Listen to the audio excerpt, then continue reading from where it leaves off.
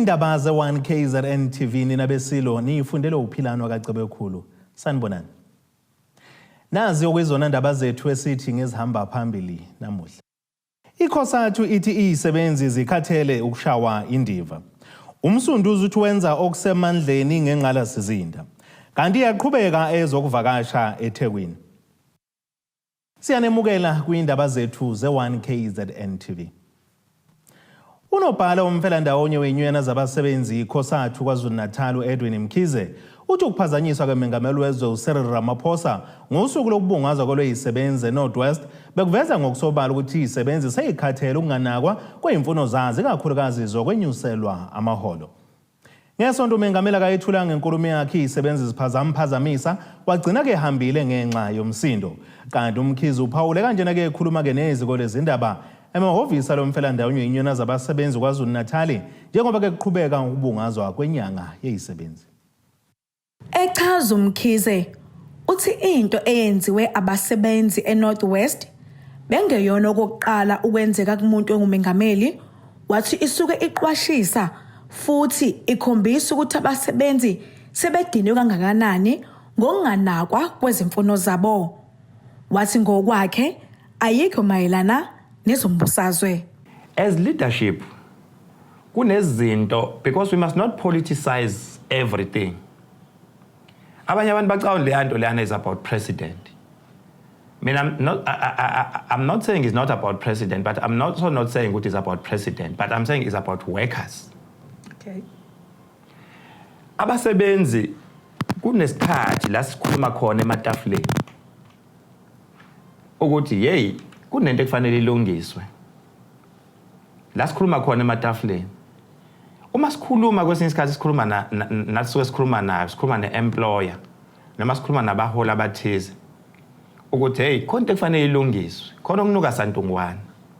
Bayibacabanga ukuthi ngoba thina siyi-leadership hlala ematafuleni we are not serious. Umkhize uthi uhulumeni akumele ayithathe kancane indaba yokuxoshwa kwabasebenzi kanye nokunganyuselwa kwemiholo yabo. Ziningi izinto engenzeka because angisho ukuthi izona ziningi izinto engenzeka zakhele leyanto leyana. Okay. Awukwazi ukuthatha kancane indaba ukuthi kunabasebenzi abayitholanga increase yabo ku government nakuma SOEs nakuma state owned enterprise nakumasipala. Awukwazi ukuyithatha kancane ukuthi kuvele kwahlehlwa nje kwi-agreement esayiniwe. I'm not saying ukuthi leyo, but phela mesihleli nathi siyabuka as leadership. Leyo issue you cannot downplay it. Lo mfelandawonye ubungaze usuku lwabasebenzi ngokuhambela imindeni ikhahlanyezwe isikhukhula, ukunikelela ngokudla, izingubo zokulala kanye nokunye. Ngotebogo Sibisi eThekwini. Iziko lezindaba le-1KZNTV lixoxisane nephini lemeya kumasipala umsunduzi umxolisi Mkhize nophinda benguhlalu wenqalazinda kulo masipala ukuzwa kabanzi ukuthi ke zimiphi inhlelo zokulungisa kwa inqalazinda yamanzi kanjalo nekagesi. Lo masipala ke wamemezela ngonyaka oyedlula ukuthi uzoqhakambisa ukulungisa kwenqalazinda kepha kubukeka ngathi ke ziyanda igameko zokucekelwa phansi kwayo. Iphini lemeya kumasipala umsunduzi umxolisi Mkhize uthi babhekene nengwadla yokucekeleka phansi kwengqalasizinda yomasipala. Kunezinsolo ngoba asinabo ubufakazi obuphathekayo obungasithatha lo bufakazi bese sithi singama ngabe enkantolo. Now uqala ngenkinga yagesi ezoba seNorthdale. Uthi uma uqeda ukuyilungisa inkinga yagesi eNorthdale isuka inkinga yagesi eNorthdale ibe seScottsville. Oyilungisa inkinga yagesi eScottsville isuke iye eMontrose inkinga yagesi. Oyilungisa eMontrose inkinga yagesi isuke iye eMkhondeni. Umuntu ulungisa eMkhondeni ibuye eMontrose kune high voltage. Now engasekho suitable for a household ama voltage. Uthi umuqeda khona uye endaweni yaseNorthdale again ekuthiwa ise Mount View la ugesi uzohamba khona every Friday. Now futhi bona sebeyazi ugesi othulungiswa uzohamba. Uma uqeda leyo kuqala inkinga yamanzi. Umkhize uthi basola kukhona isandla sempene kulokhu. Now uma uzibuza ke lapho uzoba nensolo zokuthi yebo kukhona abantu who have tampered with i-water network or abadlayela kuyona le infrastructure yethu yagesi nezamanzi okungaba yini-ke mhlambe-ke inhloso ngqangi yabo mhlambe ukwenza umasipala ubukeke ulidwa abantu aba-incompetent ukuze kuthiwe umsunduzi awukho fully functional but zinsolo lezo ngoba sinabafazi okuphathekayo kodwa-ke sibeke sesimandata i-office lika-acting city manager ukuthi they must appoint an investigative team. Kanti ngeledlule ungqongqoshe womnyango wezokubusa ngokubambisana nezindaba zomdabu kuzwelonke uNkosazana Dlamini Zuma uhambele uMgungundlovu ngenhloso yokuhlola umonakalo odalwe izikhukhula. UMkhize wayingxenye yethimba elalihamba naye ungqongqoshe. Now i-commitment eyenziwe Department of Transport through i-South African National Defence Force eyokuthi bazolakha ibhlorho alikaze labakhona ibhlorho kule ndawo abantu bebewele emfuleni shuthi ilento ekuthiwa ama-low lying bridges akho bridge lapha ngendlela umfulo omkhulu ngayo umsunduzi ngoba ilaqala khona idam i-Handle Dam lizoqhuma abantu base-Handle nabantu basendaweni yakashange bahlukaniswa umfula. So i-department made the commitment simthathile ungqongqoshe wayakhona wabona i-department through i-National Defence Force South African National Defence Force bazokwazi ukuthi basakhele ibhlorho elizohlanganisa lo mphakathi. Kanti ke uMkhize uthe bazojuba ithimba nje elizophenya ukucekeleka kwezingqalasizinda ukuze bengeke baphile ngezinsolo. Ezindabeni ze-1KZNTV kubiku Ayanda Dube eMgungundlovu. Iyaqhubeka ingqungquthela ezokuvakasha ehlanganisa amazwe ahlukene omhlaba ebanjwe eThekwini eyaziwa nge-Africa Travel Indaba. Le ngqungquthela ebanjwa minyaka yonke ke yahlangabezana nembibizana ekutheni kingabanjwa kule minyaka emibili edlule ngenxa yokudlanga kwegciwane lokhuvethe i-COVID-19 ngolwasemzini.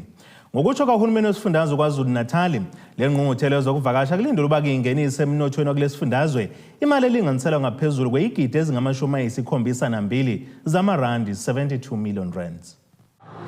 Libona lokhu liqhubekile isasasa mayelana nengqungquthela esikithunta ezokuvakasha njengoba uzokhumbula ukuthi kulonyaka AS28 eminyakeni emibili edlule ibikade iphazamisekile ngenxa yegciwane i-COVID-19. Izinto eziningi beyiphazamisekile njengoba osomabhizinisi kanye nabavela emazweni angaphandle besuke bezokhangisa ngezinto ezenzekalayo ngenhloso yokuthuthukisa ezokuvakasha ezomnotho kanjalo nokudala amathuba emisebenzi. Kuyona le ngqungquthela kubonakala nomasipala besifundazwe nabo bebambe iqhaza ukuzokhangisa ngezinto abazenzayo. Umasipala Itheku, umasipala iJozini, uMngeni kanjalo nabanye bakhona kuyona le ngqungquthela ukuveza izinto ezenzekalayo ukuze bezoheha ivakashi ukuba izotshala imali bona labo masipala. Sibe nengxoxo ekhethekile naloyo ngumeya kumasipala uMngeni uChristopher Papas nala eveze khona ukuthi kuningi okusamele bakwenze futhi ikhona nezinto asebekwazi ukuthi bayibeke eceleni ezithinta isabelo mali sokuthi ithukiso ezokuvakasha khona kumasipala waseMngeni. So kuthina ke sine Howick Falls, sine Mandela Capture Site, sinendawo ebizwa nge-Midlands Meander, kunendawo iy'tolo ey'ningi lapha ezincane lapha abantu bezenza khona izinto ngezandla. Piggly Weekly, sine Zulumpopo Mini Tourism Experience, sine Midmar Mile, ne Midmar Dam. So kuningi esikunakho kuletha abantu kuthina. Ngaphezu kwalokho kunama-event amakhulu, the Carkloof Classic, the Mandela Marathon, Midmar Mile njengomngishilo, lapho abantu befika khona bazowenza izinto ze-adventure sport. Echaza uPapas uthi nomphakathi kubalekile ukuthi ufundiswe ngokuzokuvakasha ukuze uzokwazi ukuvikela ingqalazinda okuyiyona egcina iheha nazo izivakashi kuba ivakashele endaweni. Ngicabanga ukuthi okubalulekile ukuthi makufika abantu beze eMngeni bagcina bangene kuma-restaurant ethu, bagcina balala emahhotela, bagcina babuka izinto zethu lezi ezikhona noma kuyimvelo noma lokho khona, bagcina bathenga lokho khona laba abantu amabhizinisi bakudayisayo. Bakwenza lokho umnotho wethu uyakhula. Uma khula umnotho abantu bayaqasheka. Uma qasheka abantu cha isithunzi sona sibakhona futhi nokuhlupheka kwabantu kuyehla. So kubalulekile ukuthi thina njengomkhandlu siyayitshala imali. Yingakho njengole budget le ezayo ezoqala ngoJuly sitshala imali engango 800,000 kwi-tourism iyodwa. Lo mbikiso usukuhlanganiswa amazwe angaphandle njengoba abantu basuke bexoxisana becobelelana nangolwazi ngokuthi iziphi izinto abangazenza ukuthuthukisa zona ezokuvakasha kanye nezomnotho. Ngutebogo Sibisi, ngise-ICC eThekwini. Emuva kungabi khona kozinzo phakathi kwenhlangano zamatekisi eyisebenzela ke-sayidi ogwini oseningizimu yeKwaZulu-Natal, umnyango wezokuthutha kulesifundazwe ube usuqoka-ke ithimba likaShanela ukuba liyokhuculula ngenhloso yokudala kuzinzo kulabo abanemvume yokusebenza emzileni eyakheleke indawo yasogwini. Ngokusho kokukhulumela kumnyango wezokuthutha kulesifundazwe uThuba Vilane uqinisekisile ukuthi-ke kushaqwa izimoto ezingama-64 ngenhloso yokudala uzinzo ngaphansi kwalesi sifunda. Kukasele uShanela ogwini ngenhloso yokuzodala uzinzo embonini yamatekisi njengoba umnyango wezokuthutha udonswe ngendlebe ngokungaboni ngasolinye enhlanganweni ezisebenzela ogwini. So siyayenza ama-operations endaweni eningi lapho esuke sibona khona ukuthi isimo sesithanda ukuphuma esandleni. Ke kube ukuthi mhlawumbe siyinfonywe i-leadership yaleyo mboni yamatekisi kuleyo ndawo kwesinye isikhathi sibone ukuthi kudingeka ukuthi singenelele. Ngenkathi kuqhubeka ukuhlonzwa kwezimoto ezilungele ukuthutha umphakathi kubanjwa amatekisi angama-64 abengakulungele ukulayisha umphakathi. Bekade sine operation ebigxile lapha esayidi kubanjwe imoto ezi-impound ezu-64. Konke lokhu kwenziwa ngenhloso yokuthi sizama ukudala uzinzo lapha emva kokuthi sisithole ikhalazo eziningi. Le operation beyenziwa ngokubambisana phakathi ka-operation kaShanela kanjalo namaphoyisa. So siyathemba ukuthi emva kwale operation kuzoba khona uzinzo. Imboni yazamatekisi ibaluleke kakhulu ekuthutheni umphakathi. So siyafisa ukuthi ngaso sonke isikhathi kuhlezi kunokuthula kule mboni. Imizamo yokuthola abakhulumela abemboni yamatekisi Santakho ayiphumelelanga. Ezindabeni ze-1KZNTV kubiya uSgananda ogwini. Ake sithi ishelele eyitolo siyabuya nezindaba zethu.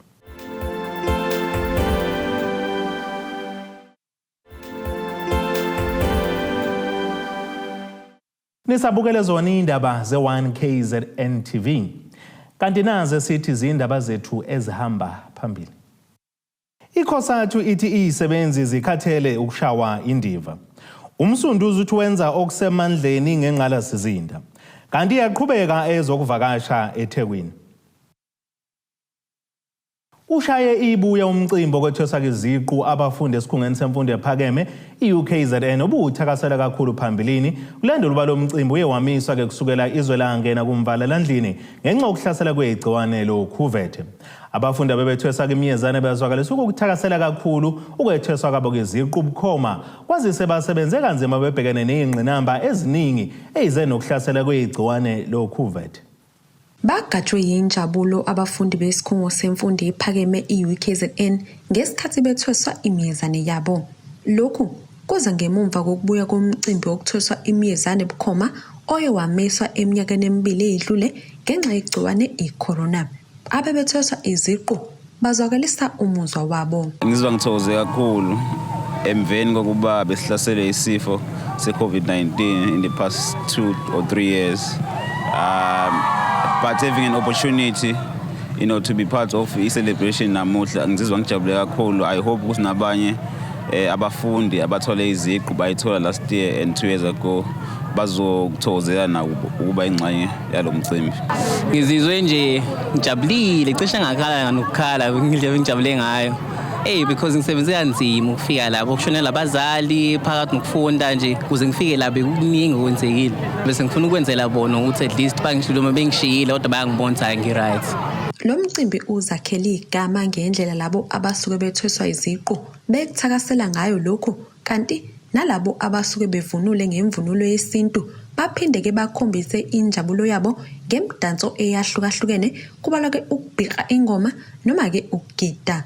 babalelwa ku-21,345 abafundi abathoswe iziqu ngobuchwepheshe besimanje manje ngonyaka u-2020 kanye nangonyaka owedlule, kanti le nyuvesi iqinisekisile ukuthi nabo bazonikwa ithuba lokuphinde bathoswe iziqu bukhoma maphakathi nonyaka. uPhele uthi-ke kumthathe iminyaka eyisithupha ngaphambi kokuba ashaye intambo. It has taken 6 long years, because if you do it part-time, then you have to do it for 6 years. It has been hard, but I'm very happy ukuthi I'm in the finishing line.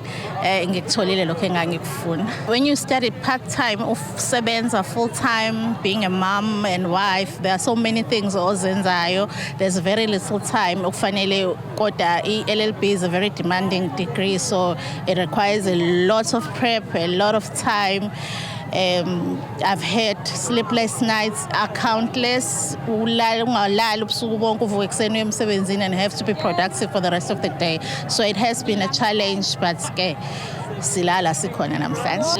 in person, one, you get to be here with abantu katufunda nabo who understand your struggle. You get to have your family with you and enjoying it. Nabanye abantu who know the struggle obukatufunda. Yize kuyintokozo ukuthoswa imiyezane kunokukhathazeka ngokunyuka kwesibalo sabantu abafundile kepha-ke ababhoqoza emakhaya. Sinama mixed feelings sisonke la singabazali about what is happening today. It's a bittersweet moment for us all, but we so wish as an SRC person lapha akabeka uthi unemployment is so high. Most of the graduates, people are graduating but they are sitting at home. Kuthi ngathi amathuba unemployment angavuleka. But amathuba employment alele kobani. Siyanxusa kulabo abaphethe umnotho kakhulukazi. Abaphethe umnotho uthi ngathi bangavulela umnotho nakwabanye. Ngoba uCharlotte Maxeke wakwayisho le ndaba ukuthi osephumelelo waba lapha phezulu ufuna lulisandla komunye amkhuphula. So ke sinqanqa kakhulu abantu abaku-economy ukuthi benze okufana ne-call kaCharlotte Maxeke. Imicimbi izoqhubeka kuze kushaye umhla zingama-21 wephezulu. Izindabeni ze-1KZNTV kubika uNtomkhona Mvubu ngiseThekwini. Sinzima ke isimo abafundi besikole samabanga aphezulu abafunda ngaphansi kwaso njengoba ke isimo sengqalazinda yesikole bafunda kusona ke Vezo Bala High School eseDukuduku eMtubatuba enyakatho KwaZulu-Natal ingekho esimene esikahle. Okwesigungu esilawula ke isikole uFreedom Mthembu uthi banokwesabela ukuthi amanye amagumbi kulesi sikole angase kawele kubafundi noma kunini kakhulukazi uma ngabe kunemvula eyinamandla. Uthi lokho kubeka ke engcupheni impilo yabantwana bakulesi sikole. Bahlalele uvalweni abazali, abafundi kanye namalungu esigungu esilawula isikole samabanga aphezulu iVezo Bala High eseDukuduku eMtubatuba. Njengoba lesikole ingqalasizinda yayo ingekho esimeni esikahle. Omunye wabazali futhi oyilungu lesigungu esilawula isikole uthi banokwesaba ukuthi izindonga zalesikole zingawela kubafundi. Ukuthi isikole sethu asikho ezingeni lokufundela izingane asiphephile ubestars lapha ukho esimeni neindonga zikho esimeni zingawela ngisho izingane lezi indonga njengoba kunemvula kunekhukhula nje amanzi begcwele emaklasini khona lapha yana sinaleso simo leso masicela ukuthi umnyango silekelele nkosami ukuthi usethe lamaklasi sishawa na enrollment ingane eziningi kakhulu 1.700 kulesi sikole sincane kangaka. Isikole sethu sidala kakhulu sicela usizo ukuthi besakhele isikole uhulumeni.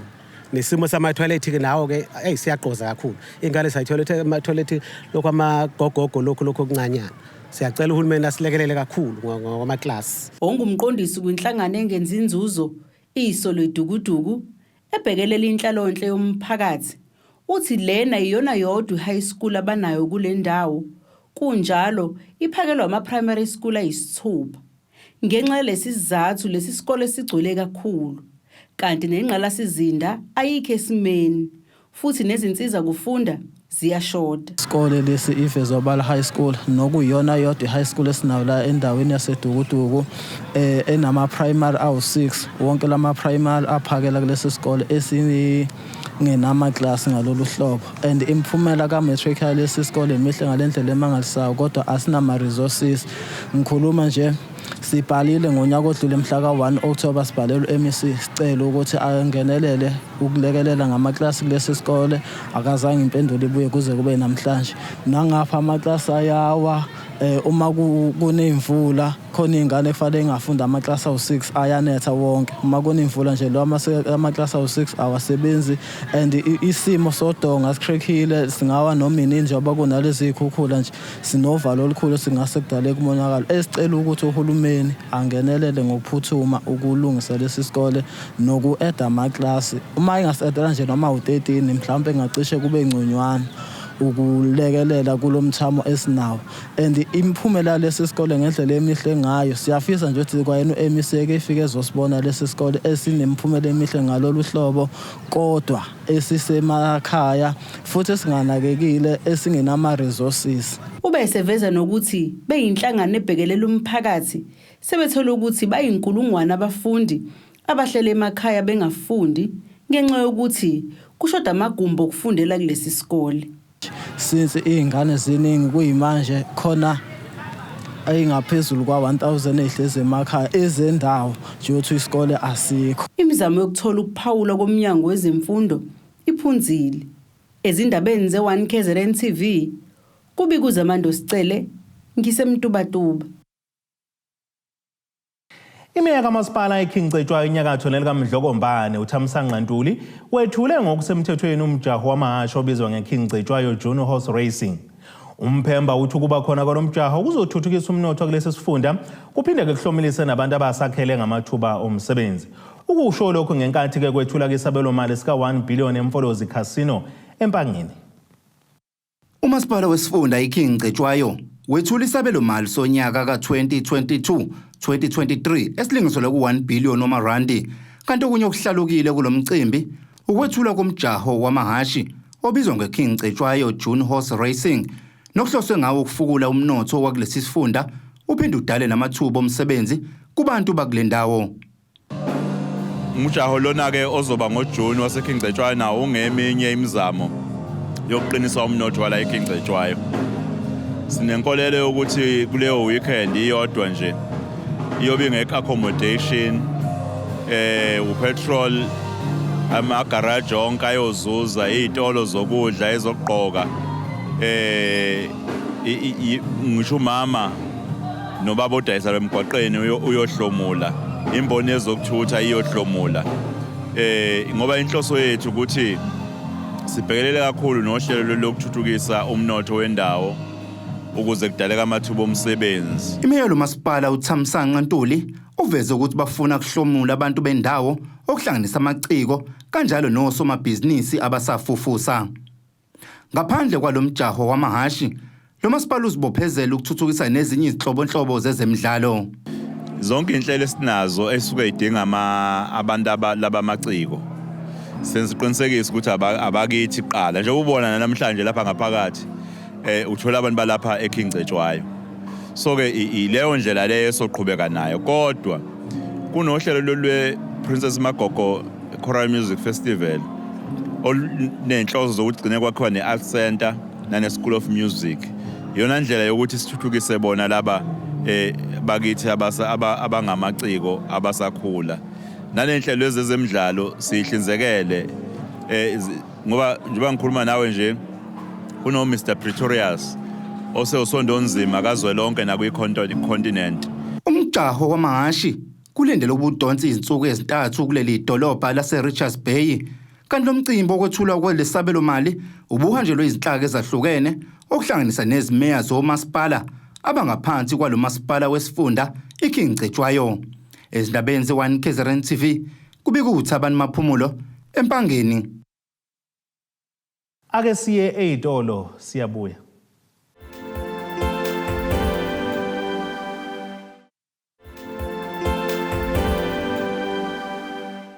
Nisabukele zona indaba ze1KZNTV nazo kuyizona izihlokwana zethu esithi ngezihamba phambili.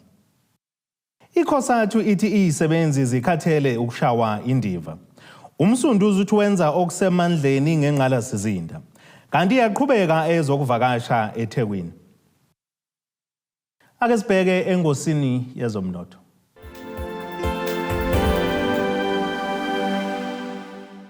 Iranda kuleli libiza u-15.62 kuyidola laseMelika bengu-19.56 kupondo waseBrithani libe ngu-16.57 maliqhathaniswa ne-euro yase-Europe. Intengo yegolide yona ime $1,896 US 62 cents ounce ukuthi intengo yayo engahluziwe yona kube $110.14 umphongolo. Ake sibheke engosini yezemidlalo.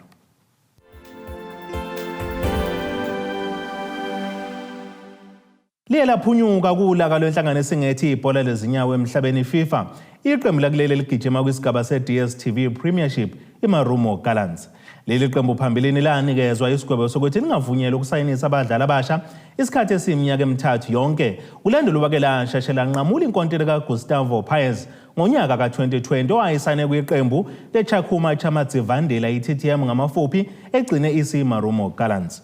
Leli qembu seliqinisekisile ukuthi selixoxisene lavumelana noPaez ongokudabuka ezweni laseVenezuela okuholela ekutheni-ke ihoxiswe noma-ke sihoxiswe lesi sigwebo elalikade lisitholile ngaphambilini. Ake sibheke nasi isimo sezulu esingalindeleka.